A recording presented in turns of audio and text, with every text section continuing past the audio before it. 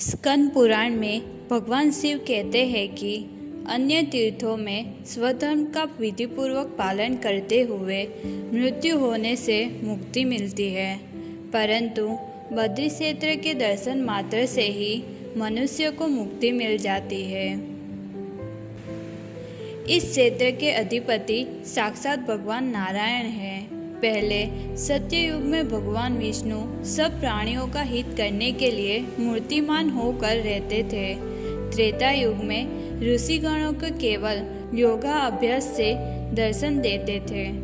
द्वापर आने पर उनका दर्शन कठिन हो गया। द्वापर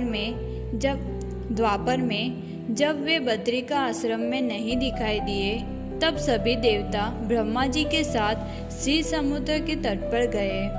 वहां पहुंचकर ब्रह्मा जी ने स्तुति करते हुए कहा, वासुदेव, आप सबके आधार हैं, संसार की उत्पत्ति के कारण हैं और यह समस्त जगत आपका स्वरूप है। आप ही संपूर्ण भूतों के हेतु, पति और आश्रय हैं। आप जगदीश्वर विष्णु को मैं प्रणाम करता हूँ। इस प्रकार स्तुति करने पर भगवान विष्णु ने कारण बताते हुए कहा, सब लोगों की बुद्धि खोटी हो गई है। यह देखकर मैं उनकी दृष्टि से छिप गया। यह सुनकर सभी देवता स्वर्गलोक को चले गए। तब भगवान शंकर ने सन्यासी का रूप धारण करके नारद तीर्थ से भगवान विष्णु को उठाया और समस्त लोगों के हित की इच्छा से बद्रिकाश्रम में स्थापित कर दिया।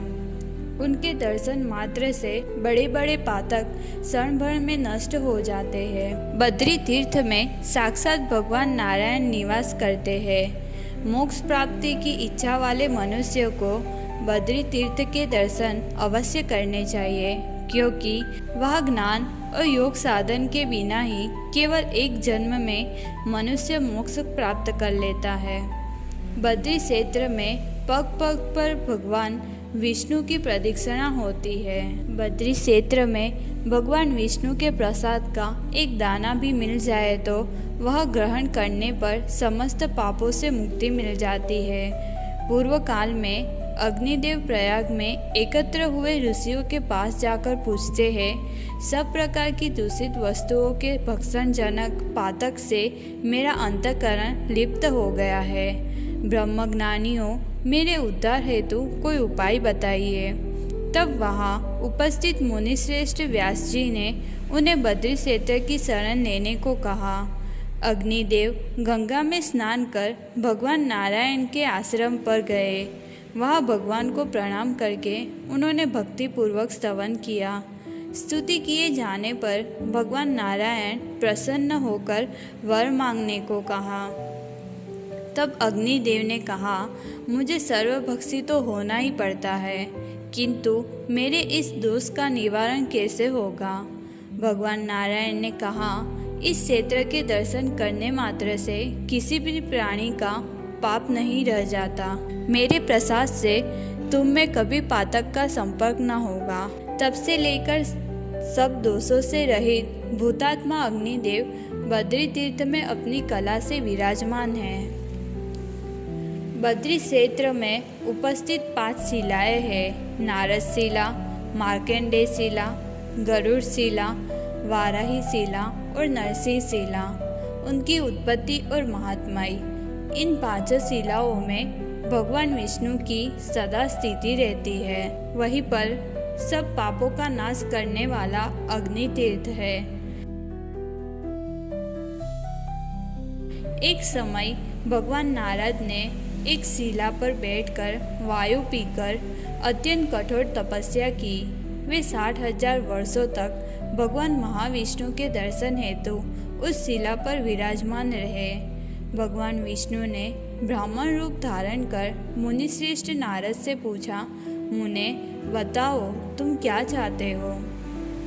नारद जी ने कहा, आप कौन हैं? इस निर्जन वन में आपके दर्शन से मेरे मन में बड़ी प्रसन्नता हो रही है। ऐसा कहने पर भगवान विष्णु ने कृपा करके उन्हें अपने दिव्य स्वरूप का दर्शन दिया। उनके दर्शन कर नारद जी ने बड़ी भक्तिपूर्वक उनकी स्तुति की। भगवान ने उन्हें वर मांगने को कहा।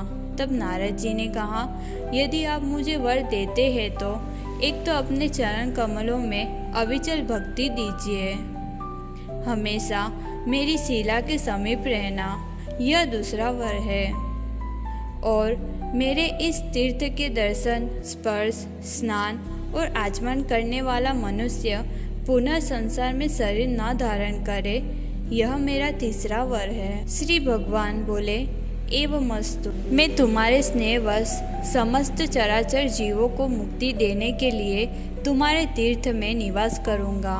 इस प्रकार वहाँ नारद शिला की उत्पत्ति हुई। पहले त्रेता युग के अंत में मार्कंडेय जी तीर्थ यात्रा का परिश्रम उठाते हुए मथुरा में आए। वहाँ उन्हें नारद जी का दर्शन हुआ। मार्कंडेय जी ने नारद जी का पूजन किया। नारद जी ने उन्हें श्री हरि के दर्शन हेतु बद्री तीर्थ जाने को कहा। मार्कंडेय जी ने वहाँ बद्रिकाश्रम आकर स्नान किया और शिला पर बैठकर परम उत्तम अष्टाक्षर मंत्र का जाप करने लगे। 3 रात तक जप करने के बाद भगवान जनार्दन उन पर प्रसन्न होकर उन्हें दर्शन दिए और वर मांगने को कहा। मार्कंडेय जी ने कहा, यदि आप मुझ पर प्रसन्न हो तो अपने पूजन और दर्शन में मुझे अविचल भक्ति दीजिए, साथ ही इस शिला पर आपका निवास बना रहे। भगवान ने तथास्तु कहकर अंतर्धान हो गए।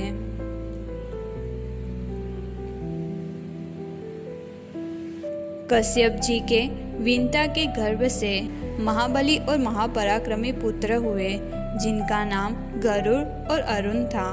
इनमें से अरुण तो सूर्य के सारथी हुए और गरुड़ ने भगवान विष्णु का वाहन होने की अभिलाषा से बद्री क्षेत्र के दक्षिण भाग में गंधमादन के शिखर पर तपस्या प्रारंभ की। फल, मूल और जल का सेवन करते और एक पैर से पृथ्वी पर खड़े हो जप करते थे। बहुत वर्षों तक तपस्या करने पर साक्षात भगवान विष्णु ने उन्हें दर्शन दिए। भगवान विष्णु के अनन्य प्रयासों के बाद गरुड़ का ध्यान टूटा।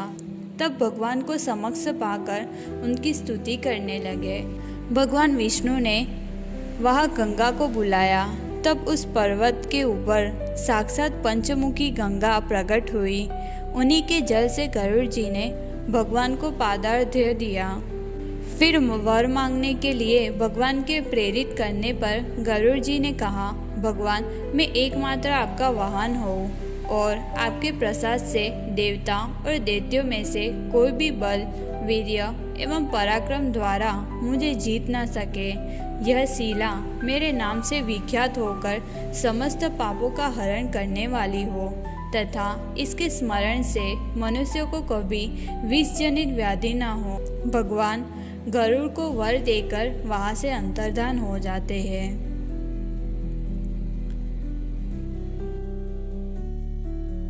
रसातल से पृथ्वी का उद्धार करके और युद्ध में हिरण्याक्ष नामक दैत्य को मारकर भगवान वारा बद्री क्षेत्र में आए तथा प्रलय काल की समाप्ति तक वही बने रहे। वारा जी ने शिला के रूप में ही वहां निवास किया।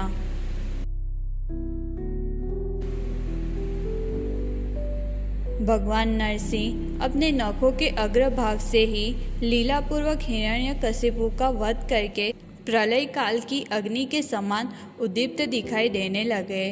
तत्पश्चात अति भक्ति भाव से तपस्वी ऋषि उनके दर्शन के लिए आए। अद्भुत पराक्रम वाले भगवान नरसिंह का दर्शन करके उनकी स्तुति की, जिससे भगवान नरसिंह ने प्रसन्न होकर वर मांगने को कहा। ऋषि बोले, जगदीश्वर, आप प्रसन्न हो तो कृपा करके कभी बद्री क्षेत्र का त्याग न करें। भगवान एवमस्तु कहकर उनकी प्रार्थना स्वीकार कर ली। उसके बाद सब ऋषि अपने अपने आश्रम को चले गए और भगवान नरसिंह भी शिला रूप हो गए, जो 3 उपवास करके वहाँ भगवान नरसिंह के जप और ध्यान में तत्पर होता है, वह साक्षात नरसिंह रूपधारी भगवान का दर्शन पाता है।